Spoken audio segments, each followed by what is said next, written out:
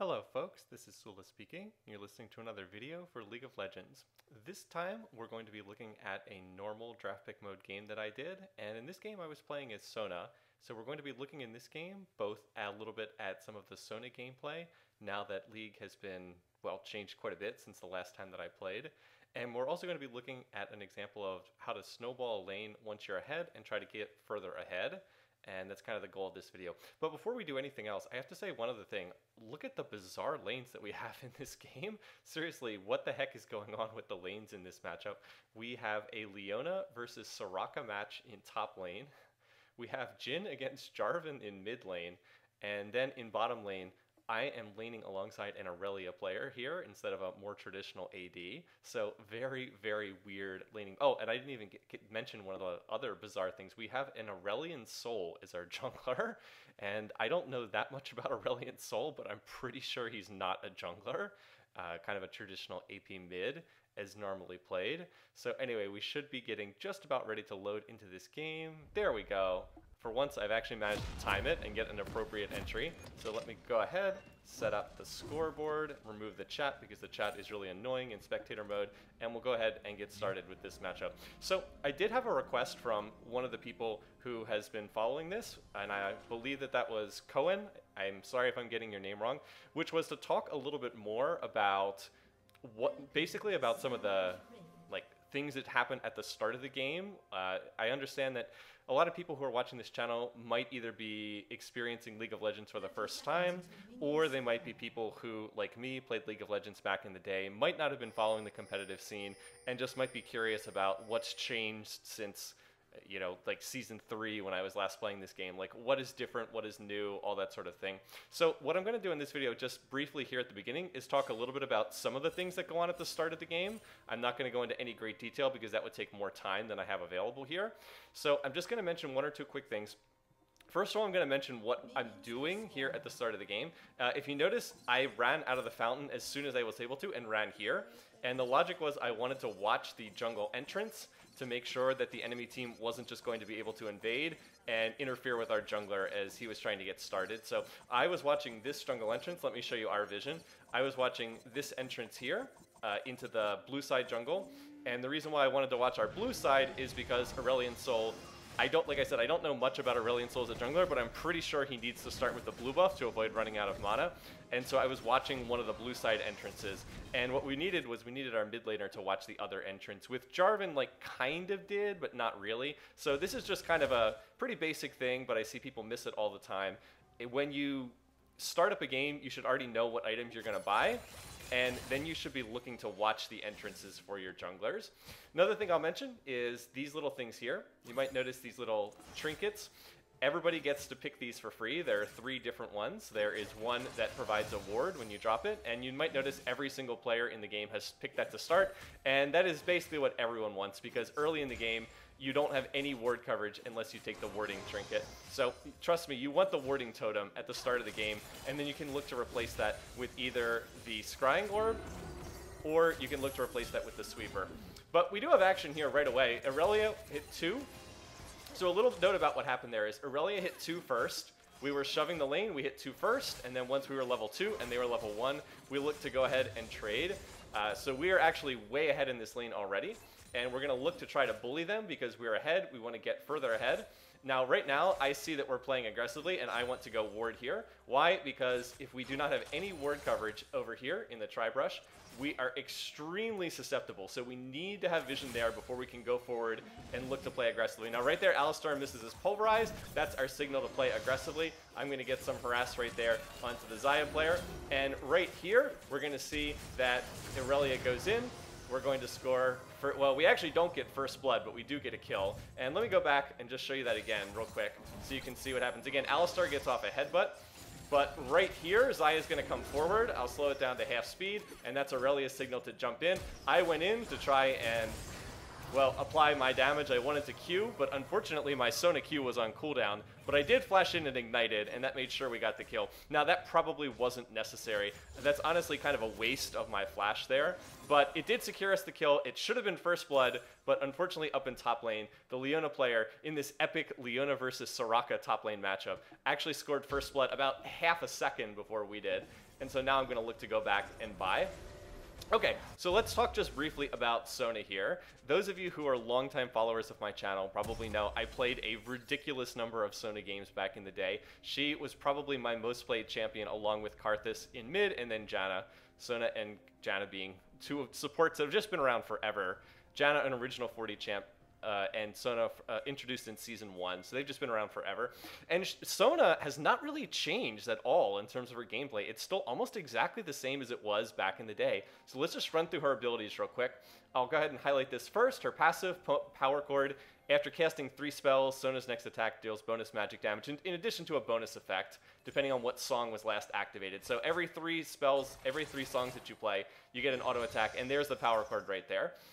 So Sona's skill that you tend to skill first, and the one that you level up first, is this one, her Q, Hymn of Valor. This one deals magic damage to the nearest 2 enemies. You don't target it, it just kind of goes out on its own, and it prioritizes champions. So there's both an active and a passive function. Let me keep this highlighted. So the active function is it deals that damage to the nearest 2 champions. The passive function is she provides additional damage to champions who stand in it. And this is a little bit different because Sona's auras are only active for like 2 seconds after you first use them, as opposed to back in the day when Sona's auras would just be permanently active, like as long as whatever skill you would use last, they would just like be active afterwards. So they're only good for like a second or so, for like 2 seconds afterwards. But other than that, her gameplay hasn't really changed very much. Just basic stuff here. Aurelius farming, because we are ahead and pretty far ahead, I am zoning Alistar and the Xayah player off the minion line. And right there, I use my Q and I'm able to hit both of them, and then I get in an auto attack. And I actually proc the Aerie off that. So right now, we are trying to continue harassing them. There's a nice headbutt from Alistar who gets Xayah to back off, and a flash looked like it came out there. Well, anyway, here we have a gank coming in from Aurelion Sol. He's actually going to get the stun onto the Xayah player, but it's not enough. And that was one situation where I did not see that our Aurelion Sol player was coming in part because he came in from a really bizarre gank angle. Like, this is one thing Aurelion Sol can do. He came over this wall, and I was not expecting that. And right now, I'm going to ward the Tri-Brush again, but Aurelia sees that Alistar is a little bit out of position, and Aurelia just goes in and gets the solo kill. And I was like, okay, I was not expecting a solo kill there, so I actually don't even get an assist there. But I went back and watched this again, and I still think it was the right play to be up there, because we can't be playing this far forward unless we have vision in the Tri-Brush. We can't go this far forward. Oh, and that, I just missed that. So let me go back and show you this. So keep an eye on the Xayah player. Xayah desperately wants to farm here underneath the tower, but Aurelia sees that there is going to be a minion that gets low here. So I'll go ahead and slow this down to half speed right there. Aurelia gets the stun, dashes to a minion, dashes again, flashes forward, and there you see, just picks off that kill. So I did get an assist on that one, although I really didn't do much of anything to help get that kill. So yeah, we have now scored another kill, and we have actually scored 3 kills in this bottom lane, and we are really, really, really far ahead in this lane now because we have denied a ton of minions on this tower. And what I mean by denied, for people who are new to the game, is that we are not allowing Xayah to farm them. Anyway, we do have a gank coming in here from the Rengar player. We were a little bit slow to see him coming, and so Rengar is going to focus me. He's going to jump in there, and he is unfortunately going to blow me up. And now we're desperately trying to escape, and I was really frustrated with myself when I saw this happen because Rengar gets away on 70 health, and I had Ignite up when this happened. So yeah, that was probably my worst play in the match because I basically did 2 things wrong here. Number 1 was not Ignite. I was trying to get my Ignite off, but I like fumbled the hotkeys, misclicked. And if I had used Ignite on Rengar, it definitely would have killed him because he limped out of there on 70 health, and Ignite deals 180 true damage. So that was a pretty big misplay. Note that Rengar is already on a killing spree, so I would have gotten a ton of gold for getting that shut down and managing to stop him. But I also made a second mistake as we watch Aurelion Sol dying here to Leona, who's roamed down. And there was another fight up in the top lane as well. I made another mistake here as well, and that's the path I was running out of this lane. If you note, I was down here, and I ran this way, and that is exactly the wrong path to run because Rengar's whole thing is he jumps out of the brush and gets like that little jump when he leaves the brush. So what I should have done, and this was pointed out on stream, is I should have just run over here because that's partly where Aurelia was. And once I was here, Rengar would not have been able to keep jumping out of the brush at me. And I probably could have survived that. I only just barely died. So didn't Ignite, ran a poor path to escape. Not good stuff. Alright, so while we're just farming here, I will highlight Sona's other skills since I haven't had a chance to talk about them yet. Her E is her heal, Aria Perseverance, restores health to Sona, and it also, when you activate it, gives you a temporary shield. The shield is quite minor. It doesn't shield much of anything, but better than nothing. Alright, anyway, so right here, we're going to have another fight. Alistar initiates, and then right here, I'm going to use my ult onto Xayah to lock her up, and that's going to allow Xayah to finish that one off. And now Alistar is totally screwed because he does not have flash up, and Aurelia is going to use her ult, which means he can't run to the left, and there's just nowhere he can go. So Aurelia is going to pick that one off as well. I think that was a pretty well-timed ult there. Not anything particularly flashy mechanics-wise, but I was pretty happy that I used that at the right time to lock up Xayah. And now, here comes Rengar again, and I'm going to make the same mistake as before and walk through the brush, but I don't really have an option here. And fortunately, I'm not going to get killed. I managed to slip right out, and our Aurelia player heads the opposite direction. They couldn't decide who to prioritize, and I think they could have killed me pretty easily there, but they are not able to pull it off, and we're going to manage to escape out of there with no one the wiser. So, hey, managed to get out of that. So we've now had a fair amount of pressure coming to our lane. Rengar's been down there twice. Leona came all the way down from top lane. And this is helping us quite a bit because Soraka is managing to get damage on that tower simply because Leona left it and was not in lane. She's going to get that 160 gold for taking off one of the turrets. And then she's going to die horribly in lane, I think. Well, no, actually, they managed to get the kill on Jhin. Wow. I was not watching what was going on in top lane, so failed prediction there from someone who had only been watching his part of the lane before. All right, so let's finish up with Sona's other abilities. I mentioned her Q is her damage skill. You use it to poke people. Her E is, or what is it? Her Q is her damage. Her W is her heal. And then her E is her movement speed skill. We got another fight going on here. I make a mistake. I should drop a ward in the brush here. We need vision of the brush. If we get vision of the brush, we can probably kill them. But I don't drop a ward down, and that's totally my bad. I may even get a chance to finish talking about Sona's skills at some point here. But Aurelia is going to look to dash in here. And look, we actually have Rengar coming in after us. So I go super low, but then I managed to flash. I did get off a W here, though, for just a tiny little shield. And now Rengar has used all of his abilities on me. So I'm going to go ahead and use my ult. I use it on Alistar, who's not the best target, but it does stop him from getting away. And then Xayah has no way of escaping either. So that went really, really well for us. I had just barely enough health and enough shielding to survive when Rengar went in and used all his abilities on me. So a little bit lucky there, but you know, if Rengar is using all his abilities on me, the support, then that means he's not using them on Aurelia, and then we just clean up from there because Xayah and Alistar are so weak in this lane from falling behind so far. So again, what do? If we're pushing this tower, we need vision in the tri-brush. It's the only way we can safely push this. And now we're going to hit the turret because we want to knock off more of those armor plates and get the gold. There we go, plus 80 gold. If you haven't played this game in a while, the outer turrets now have these plates, and you get gold each time you knock off one of the plates. Each one's worth 160 gold, and there's 5 of them, so they're worth a lot of money. So we're going to get that. Alistar's going to try to initiate, but, I mean, what's he really going to do, right? He's very weak. And now we're going to look to back and buy and put some of this gold to use. And hopefully we can finish off this tower soon enough. Okay, since I still haven't had a chance to do this yet, let me again try to finish going over Sona's skills, which if you've watched my videos before, you've seen this. And again, this is another one that hasn't really changed much. So Sona's E is her movement speed skill. It's her speed up, Song of Celerity. Grants movement speed, and the power chord effect is she applies a slow to enemy champs.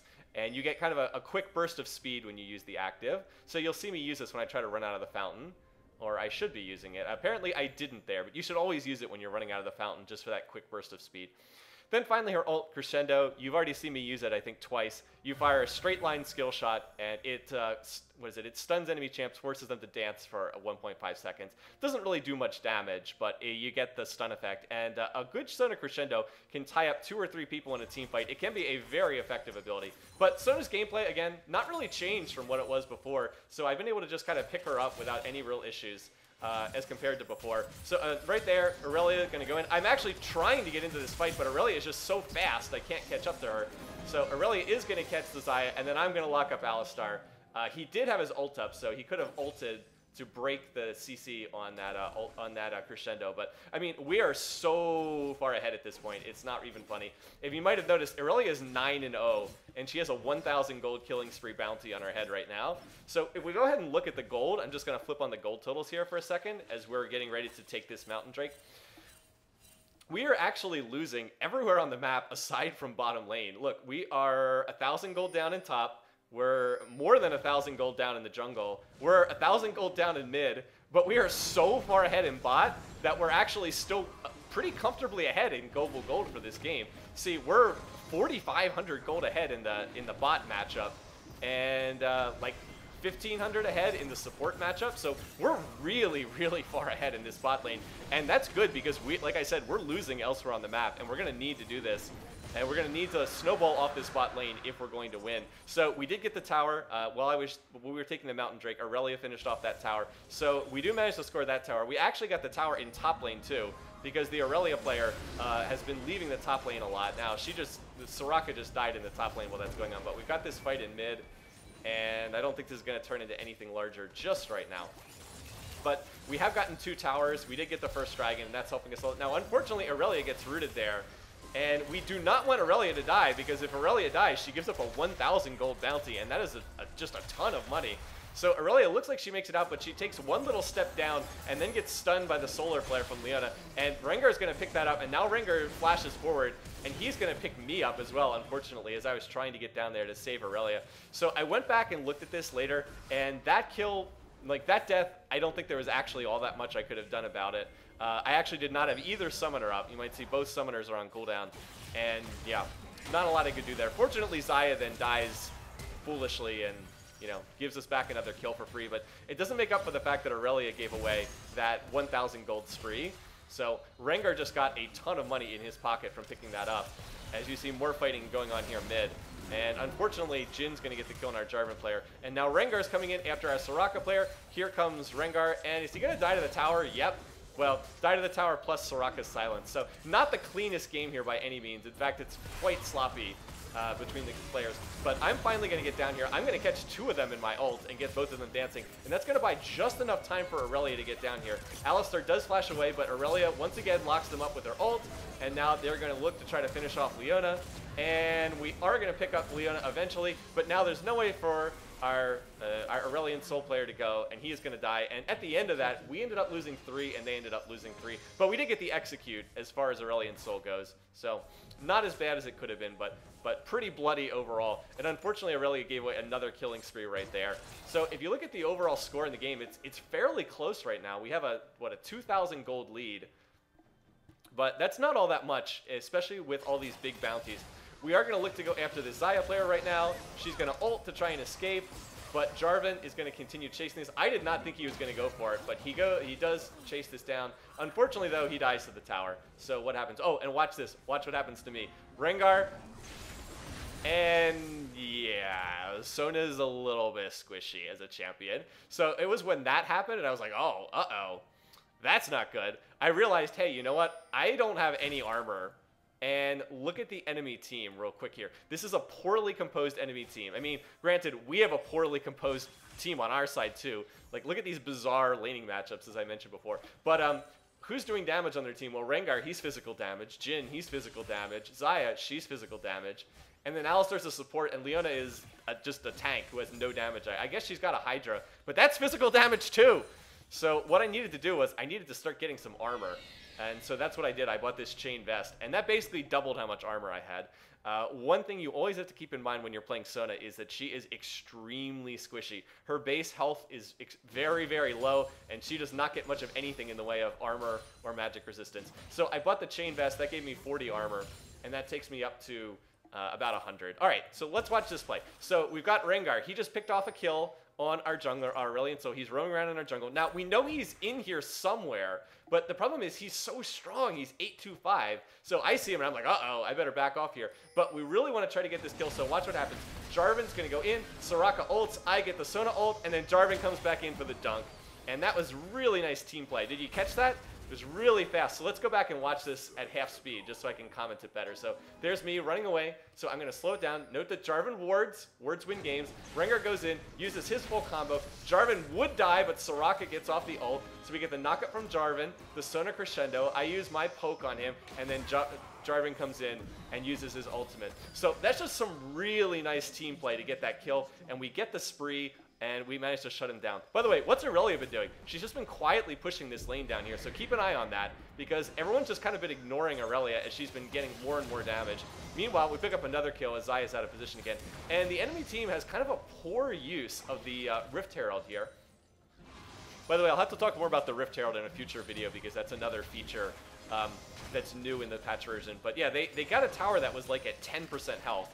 But meanwhile, the enemy team still has not been paying attention to Aurelia, so she pushed down the inner turret in bot, and now she's going for the base turret in bot, and she's going to go ahead and get that too. And we're like, oh my god, we've already gotten to their inhibitor here. What's going on? So Rengar comes back from revive. He's going to look to go after the Soraka, but he's going to get killed by Aurelia, who at 12-2 is strong enough to 1v1. And look, Soraka is so low. They want to kill Soraka so badly, but they can't quite manage to finish her off. And now we've gotten into the fight, so we're going to finish off Alistar, who again is very, very weak in this game. That's going to be another kill on Xayah. We get that dunk. Soraka, by the way, is still alive back here. And let's see, Jarvan is low, but again, shields for days. We managed to get the shield. I'm trying to heal him. We have lots of heals with Soraka and Sona here. And Leona gets off a perfect ult, but look, right when she goes in, we're going to look to tie her up. Jarvan gets the knock-up. I get the ignite.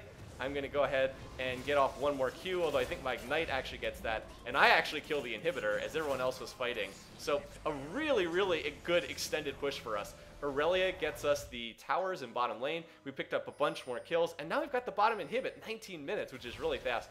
And now watch, now I'm going to do a very unsafe recall here. Here comes Rengar. And, oh my god! No, I'm fine. Totally fine. Not even close. For whatever reason, Rengar went after Jarvan and did not attack me. And he almost killed Jarvan. Jarvan lost like 2/3 of his health. But he managed to get the blast cone over the wall. And now here comes Rengar again, looking to chase this down. But Jarvan's going to go in, going to ult. We get the Soraka ultimate, the Soraka Wish. I believe that's what her ult's called. Let me highlight her for a second. Yes, it is Wish. So Soraka has a global heal. For those who might not be as familiar with this champ, has a global heal for her ultimate. Soraka is the anti-Karthus. And yeah, so Rengar does not get the kill. And what's probably more significant is Rengar is just starting to feel frustrated at this point, because Rengar had gotten really far ahead, and we've managed to pick him off in some close fights recently. Anyway, there is a fight going on mid.